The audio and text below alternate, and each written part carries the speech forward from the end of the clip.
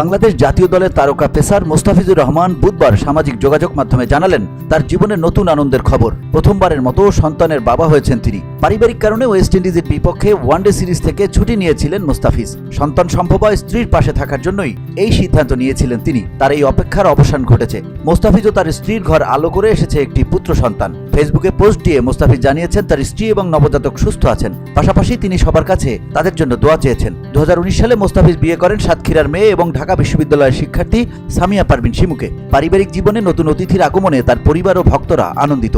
মোস্তাফিজের এই সুখবর তার ভক্ত সমর্থকদের মধ্যেও আনন্দের বার্তা নিয়ে এসেছে। সবার প্রত্যাশা বাবা হওয়ার নতুন দায়িত্ব মোস্তাফিজকে আরও অনুপ্রাণিত করবে। BOD Bangla news desk.